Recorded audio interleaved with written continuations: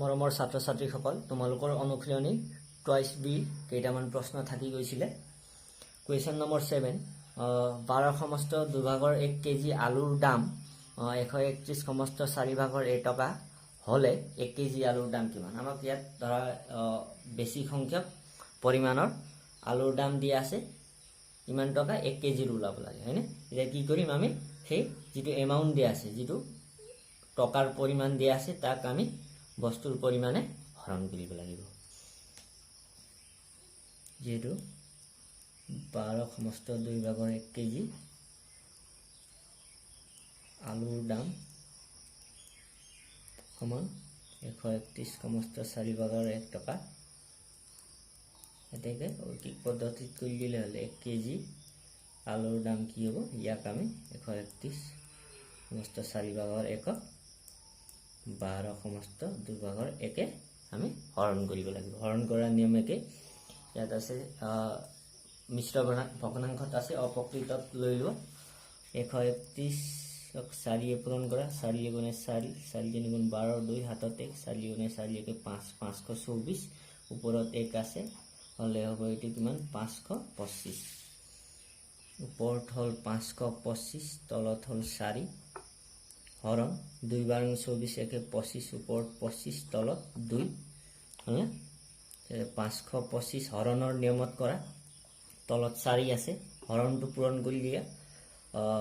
তাৰ প্ৰতিক্ৰম ললে হল 2 ওপৰত গল 25 তলত তাৰ পিছত 2 কাটিলু 4 দুবাৰ হল না ঠিক আছে তাৰ পিছত 5 এ কাটা 25 ক 5 বাৰ 525 ত কিমান বাৰ যাব 5 10 গুণ 50 105 বাৰ আকৌ 5 এ 105 ক কিমান বাৰ 5 2 গুণ 10 5 গুণে 5 21 বাৰ অৰ্থাৎ ওপৰত 21 তলত 2 হল ইয়াক যদি আমি মিশ্ৰ ভগ্নাংশত লৈ যাও তেনেহলে কিমান হ'ব 2 10 গুণ 20 একে 21 ইমান টকা হল মানে 1 কেজি আলুৰ দাম পাই গলো তেনেকে কুৱেশ্যন নম্বৰ 8 দিয়া আছে আমাক এটা আয়তৰ কালি 20 বৰ্গ সেন্টিমিটাৰ আয়তৰ প্ৰস্থ ইমান হলে আয়তৰ দিক নিৰ্ণয় কৰা অৰ্থাৎ আয়ত ক্ষেত্ৰ এটা কালি দিয়া আছে হয়নে কালি 20 বৰ্গ সেন্টিমিটাৰ প্ৰস্থ দিয়া আছে আমাক 2 সমস্ত 5 ভাগৰ 2 সেন্টিমিটাৰ এটা দৈৰ্ঘ্য কিমান যেটো দৈৰ্ঘ্য আৰু প্ৰস্থ পূৰণ কৰি আমি কি পাম কালি পাম ইয়াত আয়তৰ কালি কিমান দিয়া আছে 20 বৰ্গ সেন্টিমিটাৰ হল তাৰ পাছত প্ৰস্থ কিমান দিয়া আছে 2 সমস্ত 5 ভাগৰ 2 সেন্টিমিটাৰ এতেকে দিক কি হ'ব ফৰ্মুলাই আছে দিক উলিয়াবৰ কাৰণে আমি কালি কি কৰিম প্ৰস্থই হৰণ কৰিব লাগিব হয় না গতিকে কালি আছে তোমাৰ 20 ক এতিয়া প্ৰস্থ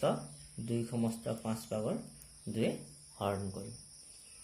20 হল হৰণ এৰি দিয়া এতিয়া 5 2 গুণ 10 10 2 12 তলত 5 হল 20 হৰণটো পূৰণ কৰি দিয়া 5 ওপৰত গল 12 তলত আহি হ'ব 2 কাটা 10 বাৰ 2 কাটা 6 বাৰ ওপৰত হল 5 10 গুণ 50 তলত আহি 6 হল ইয়াক এতিয়া অপকৃতত নিলে কি হ'ব 6 8 গুণ 48 হল 6 8 গুণ 48 49 50 হল বা ইয়াক আমি যদি ভাঙি দিও 2 গুণে 2 2 3 গুণ 6 কি থাকিব 8 সমস্ত 3 ভাগৰ 1 কি হ'ব সেন্টিমিটাৰ হ'ব এইদৰে তোমালোকে কৰিবা গতিকে আমাৰ দিক হ'ব 8 সমস্ত 3 ভাগৰ 1 সেন্টিমিটাৰ ইয়াৰ পিছত নেক্সট পাবা তোমালোকৰ অনুশীলনী 2b টো ইয়াতে শেষ এতিয়া দশমিক ভগ্নাংশ পাবা দশমিক ভগ্নাংশ তোমালোকৰ কেইটামান সৰু খুৰা কথা জানিব লাগিব ধৰা মাক 3 10 হৰণ কৰিবলৈ দিছে হয়নে তোমালোকে কথা এটা মনত ৰাখিবা, 10 হৰণ কৰিলে এটাৰ আগত দশমিক, 100 কৰিলে দুটাৰ আগত, 1000 কৰিলে তিনটাৰ আগত, 10000 কৰিলে চাৰিটাৰ আগত। অৰ্থাৎ ইয়াত হৰ চাবা, হৰত শূন্য যিমান থাকিব সিমানটা আগত দশমিক হ'ব। ধৰা 3ক 10 কৰিলে 0.3 হয়নে, এটাৰ আগত হৈ গ'ল। ধৰা আৰু এটা লৈ লৈছোঁ মই, 7ক 100 কৰিছোঁ, কি হ'ব এইটো, যেহেতু দুটা শূন্য আছে গতিকে দুটাৰ আগত এতিয়া ইয়াত চোৱা 7 অকলে আছে হয়নে, 7ক দুটা সংখ্যা কৰিবৰ কাৰণে কি কৰিব লাগিব, দশমিকৰ পাছত 0 এটা দি 7 এটা দিম। এতিয়া দুটাৰ আগত দশমিক হ'লনে, টেকনিকটো সেইটো। ধৰা আৰু এটা লৈ লৈছোঁ, 15ক 100 কৰিছা হয়নে, 15ক 100 কৰিলে কি হ'ব, দুটাৰ আগত দশমিক। ইয়াত এতিয়া অলৰেডি দুটা সংখ্যা আছেই গতিকে 0.15 লিখি দিলেই হ'ল, ইয়াত 0 লিখাৰ দৰকাৰ নাই, হ'ব। অকল এটা সংখ্যা থাকিলে 0 এটা দি দুটা কৰি ল'ব লাগিব। আৰু এটা লৈছোঁ মই, ধৰা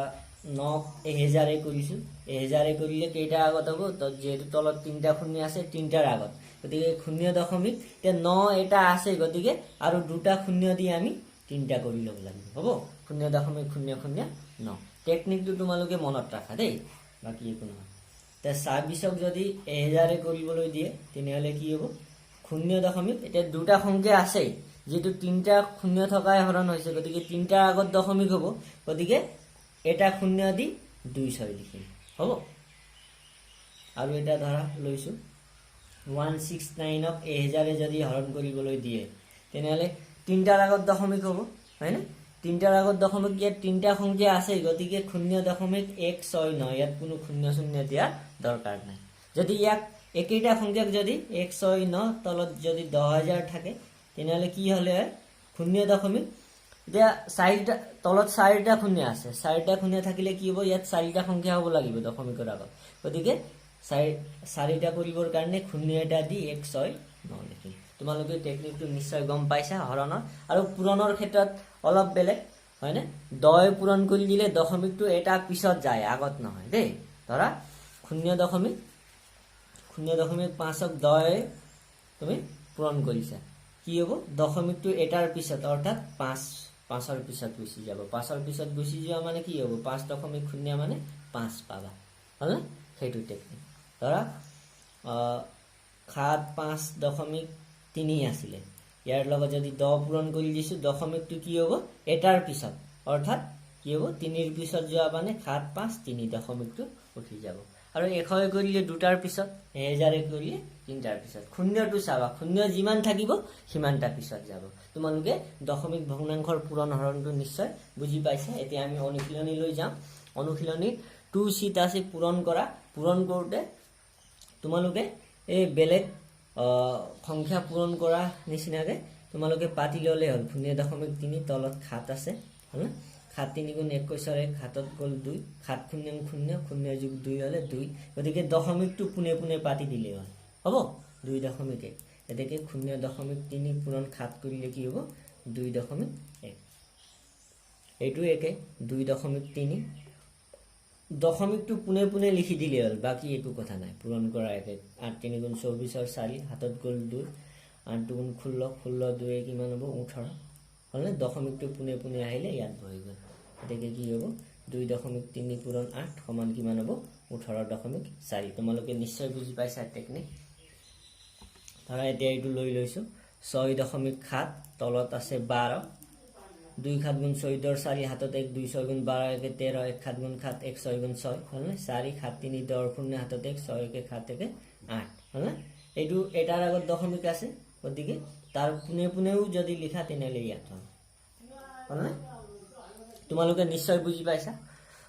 আৰু এটা লৈ লৈছোঁ লাষ্ট কুৱেশ্যন এটা, বাকীখিনি তোমালোকে কৰি ল'বা। 10.444 হ'লনে,